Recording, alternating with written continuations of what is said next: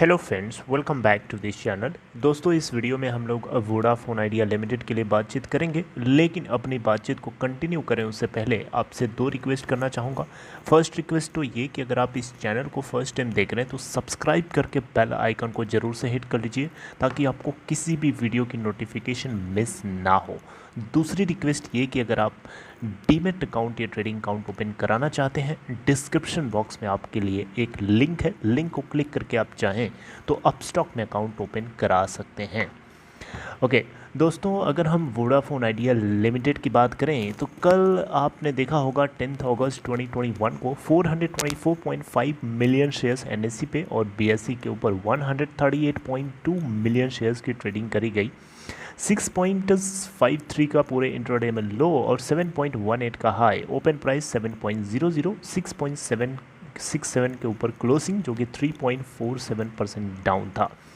19,166.50 करोड़ रुपए इस कंपनी की मार्केट कैपिटलाइजेशन है। एनएससी और बीएसई टोटल मिला करके टोटल वॉल्यूम ट्रेड किया गया 562.8 मिलियन शेयर्स, जिसमें से 9,42,04,100 शेयर्स की डिलीवरी यानी 16.7% की पूरे ओवरऑल डिलीवरी उठाई गई।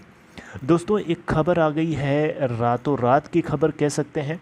दोस्तों, खबर ये आई है कि वोडाफोन आइडिया, जैसे कि भारती एयरटेल जैसा सुनने में आ रहा था कि सुप्रीम कोर्ट में रिव्यू पिटीशन फाइल कर सकता है और वोडाफोन भी उसका साथ देने वाला है। लेकिन भारती एयरटेल अभी सुप्रीम कोर्ट में पहुंचे उससे पहले वोडाफोन आइडिया ने दस्तक दे दिया है। देखिए, अगर कोई बीमार इंसान होता है तो बीमार इंसान कहाँ जाएगा अपना इलाज कराने के लिए? बीमार इंसान अपनी बीमारी को ख़त्म करने के लिए कहाँ जाएगा? किसी वकील के पास तो जाएगा नहीं, बिल्कुल सीधी सी बात है, डॉक्टर के पास जाएगा, है कि नहीं? तो वही चीज़ यहाँ पे भी है। वोडाफोन आइडिया के पास जो एडजस्टेड ग्रॉस रेवेन्यू 58,000 करोड़ रुपए का adjusted gross revenue liability dot ने सौंपा है, ये अमाउंट कहीं न कहीं अर्थमेटिकल एरर कंटिन्यू इसमें कंसिस्ट करता है, जिसको रिमूव करने की पावर किसके हाथ में है? ना तो डॉट के हाथ में है, ना इन कंपनीज़ के हाथ में है। एक ही इंस्टीट्यूशन है जिसका नाम है सुप्रीम कोर्ट। सुप्रीम कोर्ट के जजेस के अंदर इस बात को इंश्योर करने की पावर है, उनके पास इतनी पावर है, शक्ति है कि इसके अंदर अर्थमेटिकल एरर को रिमूव करने की इजाज़त दे सकते हैं।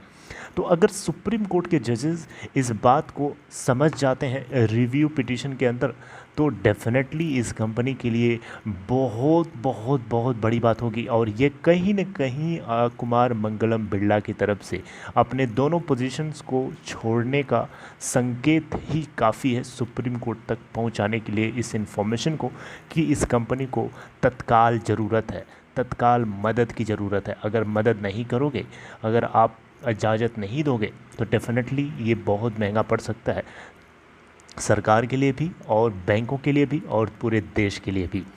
सुप्रीम कोर्ट को इस बात को ये भी समझना चाहिए कि ये नेचुरल जस्टिस है। अगर किसी इंसान को कोई मार देता है बिना वजह से, बिना गलती से, तो उसको इजाज़त दे, उसको जस्टिस मिलना चाहिए ना। ये तो कोई बात नहीं हुई, ये तो कोई जवाब नहीं होता है कि हम नहीं सुनेंगे केस को, हम सुनेंगे ही नहीं केस को। ये तो कोई जवाब होता नहीं है। जिसके हाथ में पावर है उसके पास इस बात का राइट होता है कि वो सही और गलत को आइडेंटिफाई करे एंड देन अकॉर्डिंगली उसका जजमेंट पास करे। ये मतलब बिल्कुल नहीं होता है कि आप उस मुद्दे को सुनने से ही मना कर दो। दिस इज़ नॉट जस्टिफाइड, ये सही तरीका नहीं है। एनी हाउ इस सिक्योरिटी पिटीशन के माध्यम से एक कंपनीज चाहेंगी कि इनको एक बार फिर से सुप्रीम कोर्ट इनके प्रॉब्लम्स की जड़ को समझने की कोशिश करे। And once it comes on its way, definitely 58,000 crore रुपए का adjusted gross revenue Voda Idea का 21,500 करोड़ रुपए तक आ सकता है, क्योंकि डॉट की बहुत सारी मिस्टेक्स हैं इसमें जो सुप्रीम कोर्ट सुनना ही नहीं चाहता। This is absolutely unfair. तो दोस्तों, आज उम्मीद है कि जो है आज तो पूरा मार्केट जो है पॉजिटिवली वाइब्रेट करेगा, ऐसा लगता है मुझे। And let's hope for the best. And right. जो भी इससे जो कुछ अपडेट आती है दोस्तों आगे हम लोग डिस्कस करेंगे। इवन डॉट जो है department of telecommunication relief package के लिए ऑलरेडी एक मीटिंग कर चुका है और आने वाले टाइम में और मीटिंग्स करना चाहता है। और भारत सरकार पीएमओ प्राइम मिनिस्टर ऑफिस की तरफ से भी बैंक्स डॉट फाइनेंस मिनिस्ट्री सबके बीच में ये बात गूंज रही है कि वोडा आइडिया इसको बचाना है एनी हाउ।